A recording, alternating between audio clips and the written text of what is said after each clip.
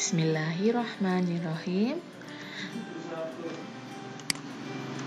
Assalamualaikum warahmatullahi wabarakatuh.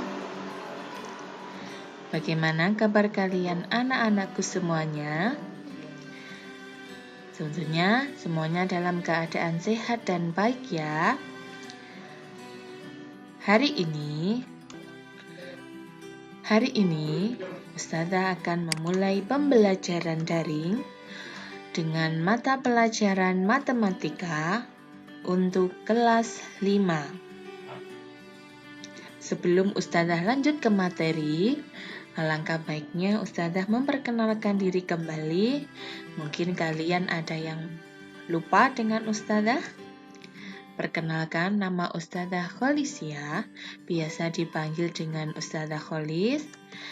Di sini saya mengajar matematika untuk kelas 4 dan kelas 5 Ilyas.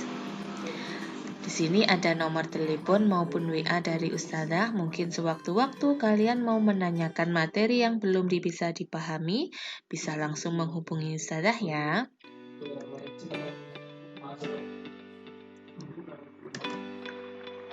Oke. Karena kemarin Ustazah sudah menyampaikan ringkasan materi apa saja yang kita pelajari. Sekarang kita langsung ke materi yang pertama. Ya, perhatikan.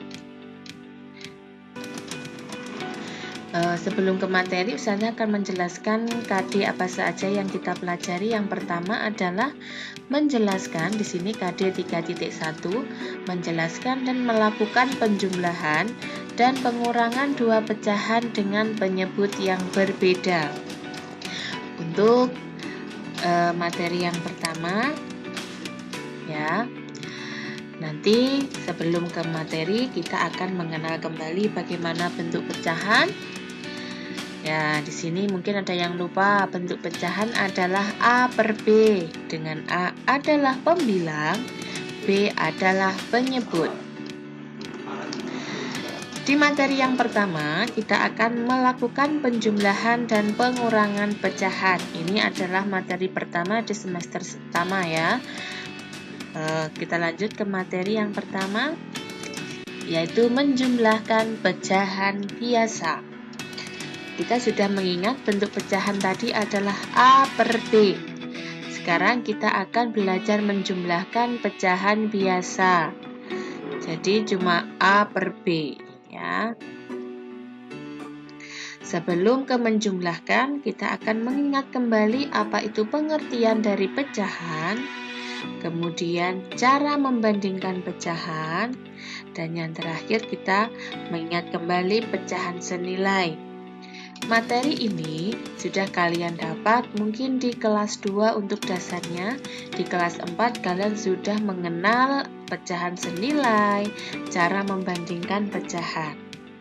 Kita ingat kembali pengertian dari pecahan adalah bilangan yang terdiri dari pembilang dan penyebut ya.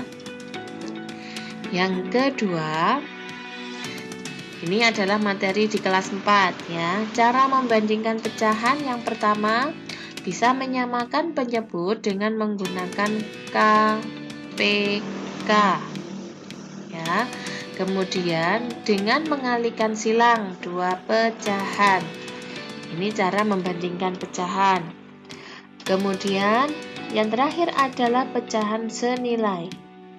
Di mana pecahan senilai itu adalah nilainya tidak akan berganti ya, atau tidak akan berubah meskipun nilainya itu dikalikan. Ya, dikalikan maupun dibagi. Perhatikan di sini. Di sini ada pecahan A per B. Di sini mencari bilangan yang senilai dengan cara dikalikan dengan syarat dikalikan dengan angka yang sama. Makanya di sini ditulis P ya. A kali P, B kali P. Semua bilangan dikalikan dan dibagi dengan angka yang sama. Ini pecahan senilai. Ini masih mengingat materi di kelas 4 kemarin ya. Sekarang kita lanjut ke materi selanjutnya. Yang pertama, kita akan belajar menjumlahkan pecahan berpenyebut sama. Ingat, penjumlahan penjumlahan dua pecahan yang berpenyebut sama dapat dilakukan dengan menjumlahkan pembilangnya saja, sedangkan penyebutnya tidak dijumlahkan. Ingat, penyebutnya sama ya. Kalau penyebutnya sama, kita langsung bisa menjumlahkan tanpa mencari KPK ataupun menyamakan penyebutnya. Karena apa? Penyebutnya sudah sama. Contoh, 2/5 ditambah 1/5. Perhatikan, angka yang Ustazah lingkari itu adalah penyebut. Di situ penyebutnya sudah sama, yaitu 5. Jadi kita tidak perlu mencari penyebut baru untuk menjumlahkan, tetapi kita langsung bisa melakukan penjumlahan karena penyebutnya sudah sama. 2/5 ditambah 1/5 sama dengan 2 ditambah 1/5 sama dengan, sama ya penyebutnya, sama dengan 3/5. Jadi kalau penjumlahan, penyebutnya sudah sama, yang perlu dijumlahkan adalah pembilangnya saja. Penyebutnya tidak berubah sama sekali atau penyebutnya tetap ya, jadi tidak dijumlahkan. Jadi tetap ditulis 5. Sudah paham di sini untuk penjumlahan dengan penyebut sama? Kita lanjutkan. Kalau sudah paham, kita coba dengan mengerjakan soal berikut.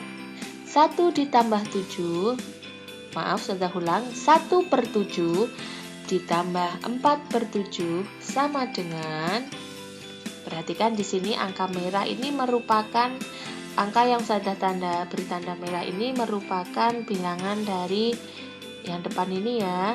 Kita jumlahkan dengan penyebutnya tetap 7.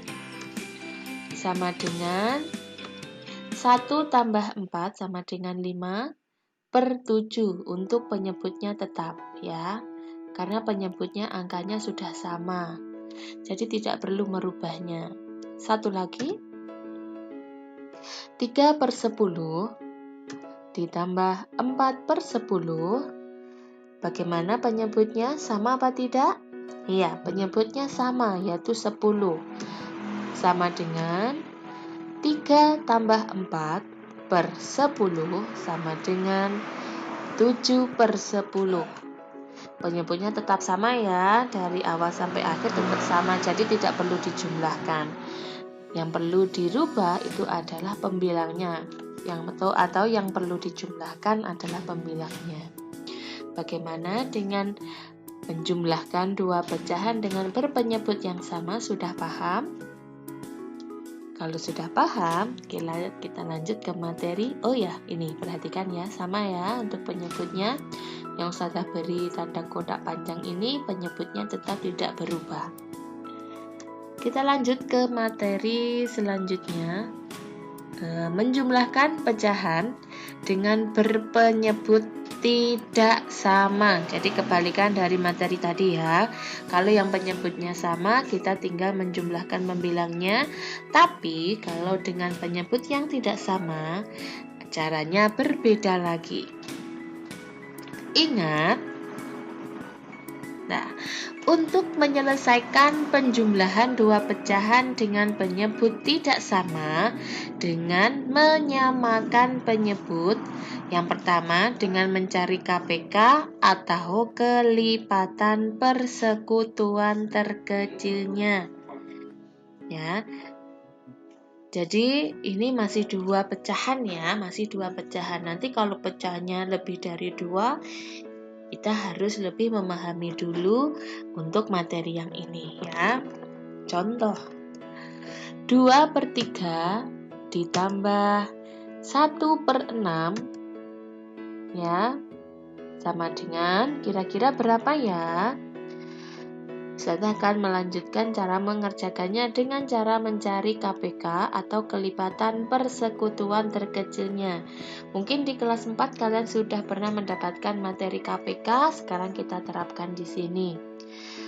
Mana yang harus dicari KPK-nya? Yang dicari adalah penyebutnya ya. Kita akan mencari karena di sini penyebutnya berbeda. Di sini penyebutnya 3, di sini 6. Jadi penyebutnya berbeda, kita belum bisa menjumlahkan.